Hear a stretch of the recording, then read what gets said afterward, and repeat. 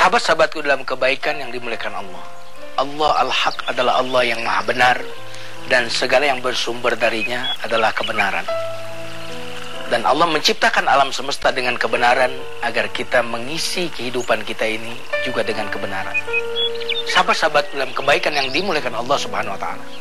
Di dalam Al-Qur'an Allah Subhanahu wa taala berfirman, "Walawittaba'al haqqu ahwa'ahum la fasadatis samawati wal ardh."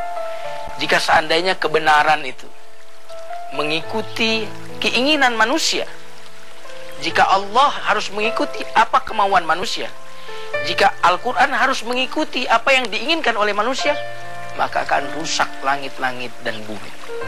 Karenanya tidak ada kerusakan yang terjadi di alam semesta ini kecuali itu pemberitahuan kepada kita bahwa kebenaran telah ditinggalkan. Jika anak-anak muda rusak moralnya, itu berarti kebenaran telah ditinggalkan. Jika para pejabat rusak akhlaknya dan moralnya, itu tanda kebenaran telah ditinggalkan.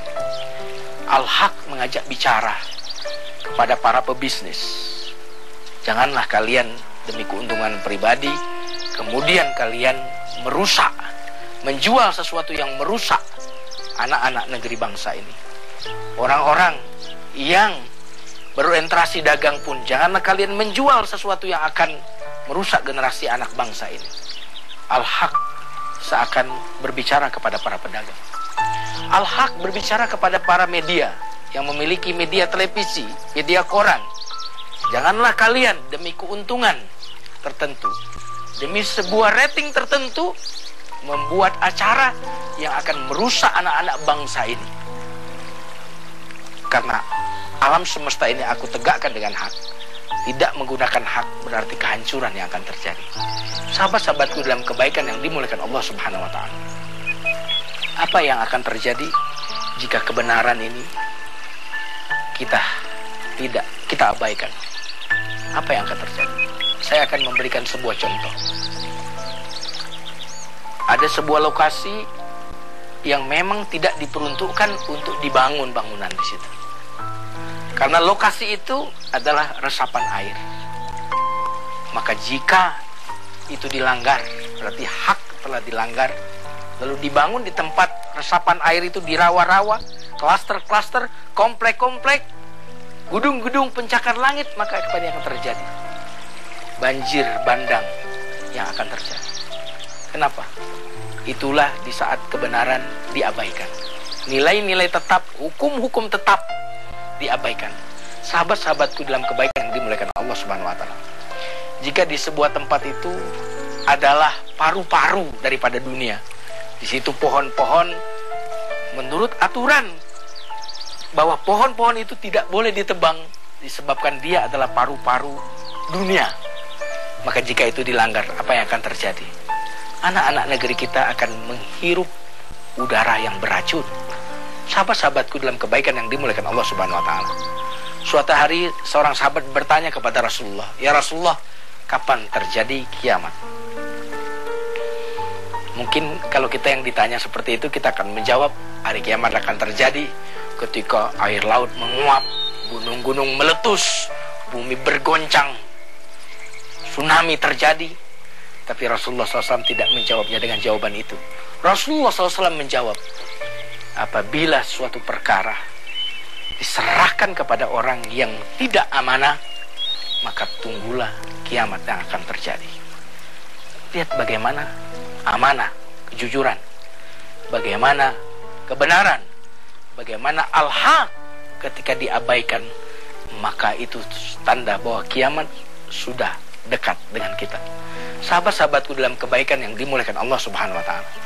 Allah al-haq, Allah yang maha benar. Karenanya Allah Subhanahu wa taala mengurus alam semesta ini dengan kebenaran dan juga memerintahkan kita untuk mengisi hidup ini dengan kebenaran. Dan sikap manusia berkaitan dengan kebenaran ini beraneka ragam. Sampai Rasul mengajarkan kita berdoa untuk kita tahu kebenaran dan melaksanakan kebenaran. Sahabat-sahabatku dalam kebaikan yang dimuliakan Allah Subhanahu wa taala. Karena ada orang yang tahu kebenaran tapi tidak melakukan kebenaran. Ada orang yang menutupi kebenaran. Ada orang yang tidak mau tahu dengan kebenaran. Ada orang yang mencampur kebenaran dengan kebatilan. Sahabat-sahabatku dalam kebaikan yang dimuliakan Allah Subhanahu wa taala. Mari kita hidup dengan contoh yang luar biasa dari orang yang mengisi kehidupan kita ini dengan kebenaran. Sahabat-sahabatku dalam kebaikan yang dimuliakan Allah Subhanahu wa taala. Dalam perang Khandaq disebutkan bahwa Abi Qatadah, seorang sahabat Nabi, kehilangan baju besi. Kemudian terdengar bahwa ada seorang sahabat Ansar yang mencuri baju besi Abu Qatadah tadi. Ketika berita itu menyebar, dia merasa malu. Akhirnya dia berusaha bagaimana membebaskan dirinya. Secara diam-diam Abu Qatadah ini membuang baju besi itu ke rumah seorang Yahudi. Akhirnya suatu waktu sahabat menemukan baju besi itu ada di rumah Yahudi tadi. Sehingga akhirnya Rasulullah SAW membebaskan sahabat Ansor tadi, kemudian menghukum Yahudi tadi. Tidak lama kemudian turunlah firman Allah menegur Rasulullah SAW. Inna anzalna ilaikal kitaba bil haqq litahkuma bainan nas bima araqallah. Sungguhnya kami telah turunkan kepadamu kitab agar engkau berhukum dengan apa yang diturunkan oleh Allah. Melalui ayat itu kemudian Nabi mengembalikan baju besi itu kepada Abu Qatadah, menghukum Yahudi tadi.